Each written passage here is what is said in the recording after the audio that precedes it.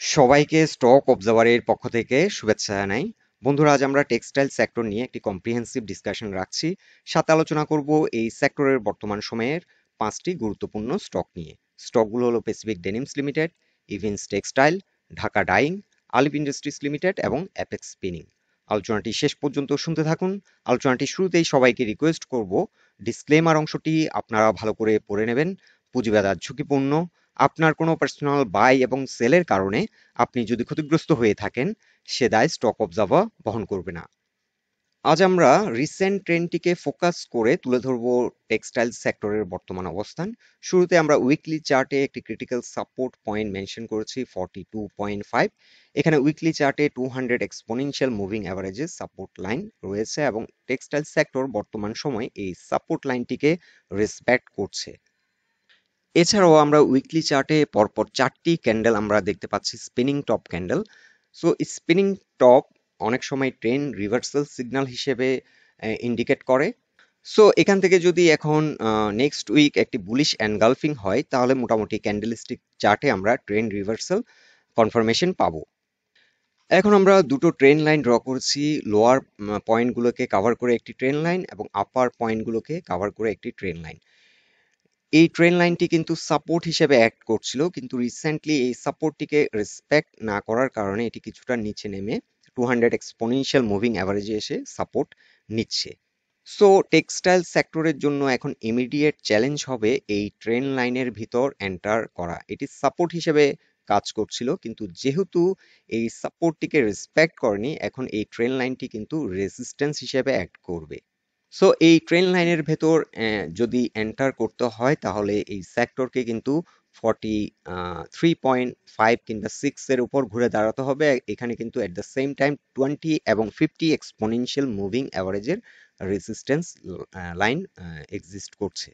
আর volume wise যদি আমরা এই সেক্টরটির অবস্থান দেখি, বর্তমানে ভলিউম বৃদ্ধি পাচ্ছে এবং এটি রিসেন্টলি যে কারেকশন মুডে ছিল, ভলিউম কিন্তু অনেকটা ড্রাই।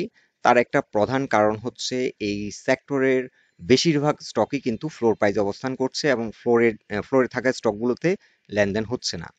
2021-এর জুনে, মে কিংবা এপ্রিল মে দিক থেকে এই সেক্টরটি কিন্তু একটা হিউজ ইম্পালসিভ মুভ আমরা এখানে দেখতে পাচ্ছি। আপ টু 51 পর্যন্ত হিট করেছিল।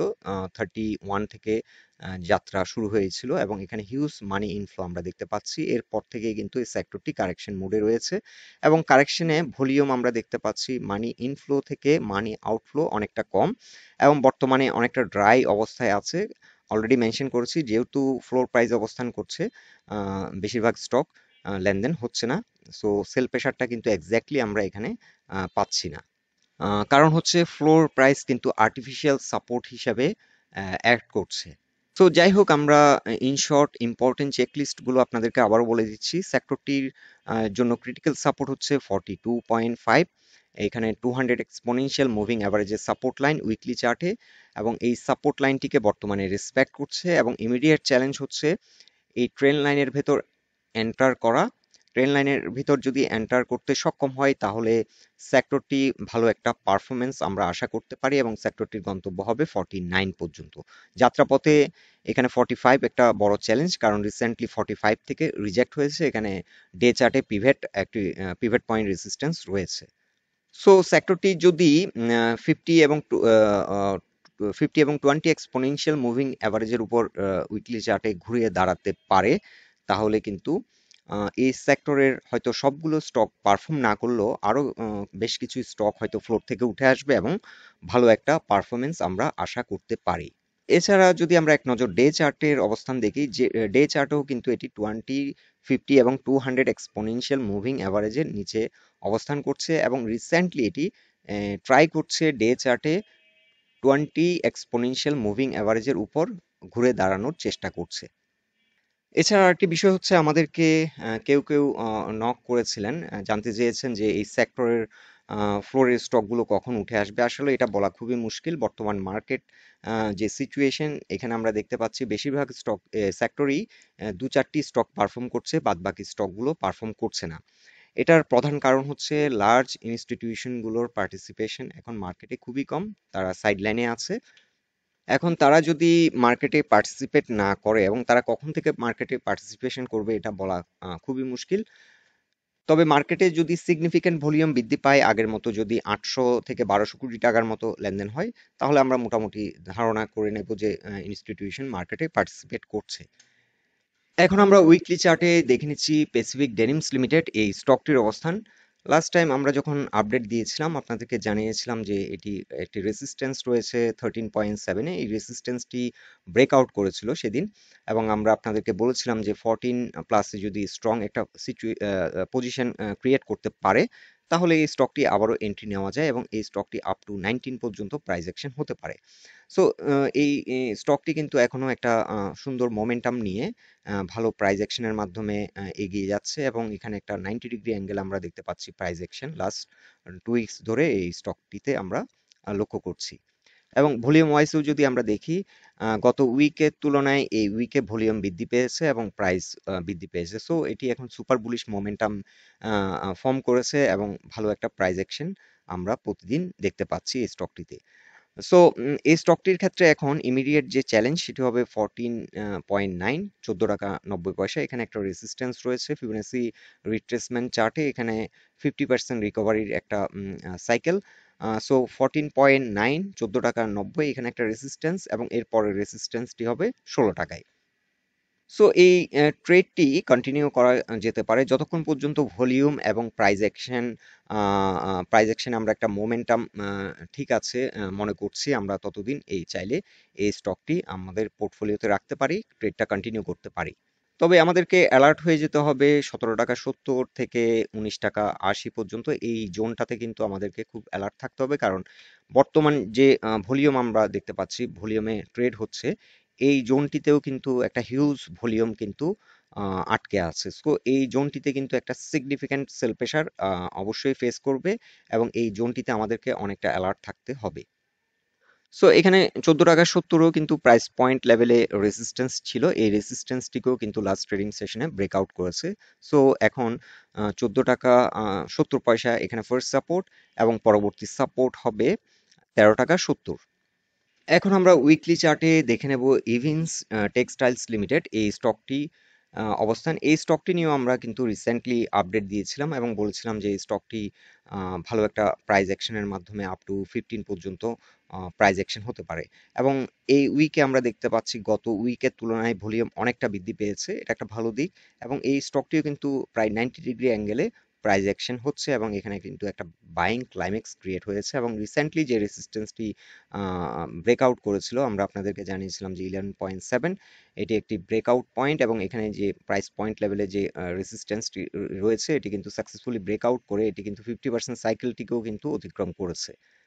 সো ফিবোনাসি রিট্রেসমেন্ট চার্টে এখন 12.3, 12 টাকা 30, এই রেসিস্ট্যান্সটি কিন্তু এখন সাপোর্ট হিসেবে অ্যাক্ট করবে, যেহেতু এটি এই রেসিস্ট্যান্সটিকে লাস্ট ট্রেডিং সেশনে ব্রেক আউট করতে সক্ষম হয়, এবং এটি ক্লোজ হয়েছে 12 টাকা 60 পয়সায়।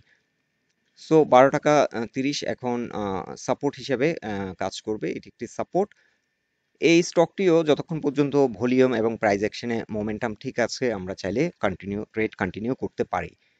তবে এটিও প্যাসিফিক ডেনিমস লিমিটেডের মতো আমরা বলবো 14 টাকা থেকে 15 টাকা 30 পয়সা এই জোনটিতে আমাদেরকে অ্যালার্ট থাকতে হবে, এখানে কিন্তু একটা সিগনিফিক্যান্ট সেল প্রেশার ফেস করবে। সো আপাতত আমাদের টার্গেট হচ্ছে 15 টাকা। এই স্টকটির ক্ষেত্রে যাত্রাপথে দুটো রেসিস্ট্যান্স আছে, 13 টাকায় একটি রেসিস্ট্যান্স এবং 14 টাকায় একটি রেসিস্ট্যান্স। আর এই স্টকটির ক্ষেত্রে এখন ফার্স্ট সাপোর্ট হচ্ছে 12 টাকা 30, এবং তার পরের যে সাপোর্ট সেটি হবে 11 টাকা 60। এখন আমরা ডে চার্টে দেখে নিচ্ছি Dhaka Dyeing and Manufacturing Company Limited এই স্টকটির অবস্থান। এই স্টকটি নিয়েও কিন্তু আমরা এক সপ্তাহ আগে আপডেট দিয়েছিলাম এবং টার্গেট সেট করেছিলাম 18। সো এই স্টকটি কিন্তু মোটামুটি ভালো একটা পারফরমেন্স আমরা দেখতে পাচ্ছি, ভলিউম গ্র্যাজুয়ালি বৃদ্ধি পাচ্ছে এবং প্রাইসও বৃদ্ধি পাচ্ছে। সো এই স্টকটিও কিন্তু একটা বুলিশ ফর্মে আছে, এবং এখানে আমরা অ্যালার্ট থাকতে হবে 18 টাকা, এই জোনটিতে এসে কিন্তু ভালো রকমের একটা সেল প্রেশার ফেস করবে। সো এখানে চাইলে আমরা 18 টাকায় সেল দিয়ে রাখতে পারি, এবং 18 টাকা 30-এর উপর যদি ঘুরে দাঁড়াতে সক্ষম হয় এবং স্ট্রং একটা পজিশন যদি ক্রিয়েট করে, আমরা চাইলে আবারও এন্ট্রি নিতে পারি, এবং সেক্ষেত্রে এটি কিন্তু 23 থেকে 24 পর্যন্ত প্রাইস অ্যাকশন হওয়ার সম্ভাবনা থাকবে। সো আপাতত আমরা আমাদের টার্গেটে থাকি। আমাদের টার্গেট হচ্ছে 18 আমরা সেল করে আমরা এই স্টকটির কেমন প্রাইস অ্যাকশন হচ্ছে সেটা দেখব, ভলিউম কেমন হচ্ছে এবং কতটা সেল প্রেশার এখানে অ্যাবজর্ব করতে সক্ষম হয় সেটার উপর ডিপেন্ড করছে এটি ব্রেকআউট দিতে পারবে কিনা। তবে অ্যাপারেন্টলি এখন যে ভলিউম নিয়ে আগাচ্ছে, এই ভলিউম যদি এই নেক্সট উইকে ভলিউম যদি আরো বৃদ্ধি না পায়, তাহলে এই জোনটিতে হয়তো একটা যে সেল প্রেশার আসবে সেটাকে হয়তো অ্যাবজর্ব করতে সক্ষম হবে না, কারণ এখানে আমরা দেখতে পাচ্ছি আরো ভলিউম এই জোনটিতে রয়েছে এবং এখানেও কিন্তু একটা ভালো রকমের সেল প্রেশার ফেস করবে এই স্টকটি। বিশেষ করে এই স্টকটি 18 টাকা কিংবা 19 টাকা লেভেলে কিন্তু একটা সিগনিফিক্যান্ট সেল প্রেশার ফেস করবে এই জোনটিতে। এখানে আমরা প্রাইস পয়েন্ট লেভেলে কিছু রেজিস্ট্যান্স লক্ষ্য করছি। এখন আমরা ডে চার্টে দেখে নিচ্ছি আলিফ ইন্ডাস্ট্রিজ লিমিটেড এই স্টকটির অবস্থান। এই স্টকটি আমরা একটি চ্যানেল ড্র করেছি এবং ডে চার্টে এই স্টকটি কিন্তু 20 এবং 50 এক্সপোনেনশিয়াল মুভিং অ্যাভারেজের নিচে অবস্থান করছে। সো এই স্টকটি এখন ফার্দার কারেকশন হতে পারে এবং up to 200 exponential moving average পর্যন্ত হয়তো কারেকশন হওয়ার সম্ভাবনা এই স্টকটির ক্ষেত্রে রয়েছে। আর স্টকটি যদি 82 উপর ঘুরে দাঁড়াতে পারে তাহলে হয়তো এখান থেকে আবার রিভার্সাল করে এটি আপ টু 105 পর্যন্ত প্রাইস অ্যাকশন হতে পারে। সো আপাতত এই স্টকটি যারা ট্রেড নিয়েছেন এখানে স্টপ লস দিয়ে যাওয়াটাই বেটার। এই স্টকটি যদি 82 উপর ঘুরে দাঁড়ায় তাহলে হয়তো আমরা নতুন করে এন্ট্রি নেওয়ার চিন্তা ভাবনা করতে পারি। সো যেহেতু এটি 20 এক্সপোনেনশিয়াল মুভিং অ্যাভারেজের নিচে অবস্থান করছে, সেহেতু স্টকটি ফার্দার কারেকশন হওয়ার সম্ভাবনা বেশি এবং এটি কিন্তু এই চ্যানেল লাইন বড় বড় চলে আসতে পারে। সো ইন শর্ট এই স্টকটি 82 প্লাসে আবার আমরা নতুন করে এন্ট্রি নেওয়ার চিন্তা ভাবনা করতে পারি।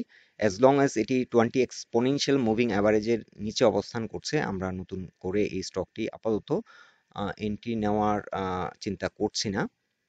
এবং রিসেন্ট ট্রেন্ডটিকে ফলো করে আমরা একটি ফিবোনাচি রিট্রেসমেন্ট চার্ট ড্র করেছি। এটি 61% পর্যন্ত এটি কারেকশন দিয়েছিল এবং এখান থেকে একটা রিভার্সাল আমরা দেখতে পাচ্ছি।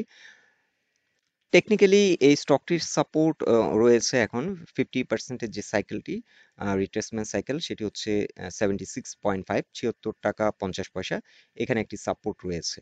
আর আমরা যদি এখানে একটা ট্রেন লাইন ড্র করি, এই স্টকটি এই ট্রেন লাইনটিকে ব্রেকআউট করলেও আমরা চাইলে এন্ট্রি নিতে পারি। এখানে যদি ব্রেকআউটটি দিতে সক্ষম হয় তাহলে আমরা আশা করতে পারি স্টকটি আবার 100 এর দিকে গন্তব্য হতে পারে। ওভারঅল ভলিউম যদি আমরা চিন্তা করি, মানি ফ্লো এই স্টকটিতে মোটামুটি ভালো। যেহেতু কারেকশন মোডে আছে সেহেতু এখন মানি ফ্লো কিছুটা কমেছে, সেল প্রেশার কিছুটা কমে গেছে, এটাকে আমরা নেগেটিভলি নিচ্ছি না। ওভারঅল কিন্তু এই স্টকটি খুব সুন্দর একটা performance over the over a couple of months আমরা খুব সুন্দর একটা পারফরমেন্স দেখেছি। এখন আমরা ডে চার্টে দেখে নিচ্ছি Apex Spinning and Knitting Mills Limited এই স্টকটির অবস্থান। এই স্টকটি কিন্তু একটা ফ্ল্যাট কারেকশন কমপ্লিট করেছে, এটি কিন্তু ফ্লোর প্রাইস হিট করে এখান থেকে আবার একটা রিভার্সাল নিচ্ছে। সো এই স্টকটি আমরা চাইলে আমাদের ওয়াচ লিস্টে রাখতে পারি। স্টকটি আরেকটু স্ট্রং হওয়ার পর বিশেষ করে 120 প্লাসে যদি দাঁড়াতে সক্ষম হয় তখন এন্ট্রি নেওয়াটাই বেটার, কারণ এই মুহূর্তে এন্ট্রি নিলে এই স্টকটি আমরা রিস্কেও পড়ে যেতে পারি, ফ্লোরে আবার চলে আসার সম্ভাবনাও আছে। মার্কেট কন্ডিশন বুঝে আমাদেরকে এন্ট্রি নিতে হবে যদি আমরা এই স্টকটিতে এন্ট্রি নিই। তবে এই স্টকটি এখানে যেহেতু একটা ডাবল বটম ক্রিয়েট করেছে, এখান থেকে একটা রিভার্সাল আমরা আশা করব এবং স্টকটি স্ট্রং রেসিস্ট্যান্স ফেস করবে 125 এই জোনটিতে এসে ভালো রকমের একটা সেল প্রেশার ফেস করবে এবং এটি 20 এবং 50 এক্সপোনেনশিয়াল মুভিং অ্যাভারেজের উপর যদি ঘুরে দাঁড়াতে পারে তাহলে এই স্টকটি আবারও এখান থেকে একটা পারফরমেন্স করবে এবং এই স্টকটির ক্ষেত্রে হয়তো আমরা একটা সাইডওয়ে মুভমেন্ট আশা করছি, 144 পর্যন্ত আবার হয়তো এই স্টকটির গন্তব্য হবে। সো বন্ধুরা, টেক্সটাইল সেক্টর এবং এই সেক্টরের 5টি স্টক নিয়ে এটাই ছিল আমাদের অবজারভেশন। আলোচনাটি যদি আপনাদের ভালো লেগে থাকে অবশ্যই পোস্টটিকে লাইক দিন আর আমাদের সাথে থাকার জন্য আপনাদের অসংখ্য ধন্যবাদ।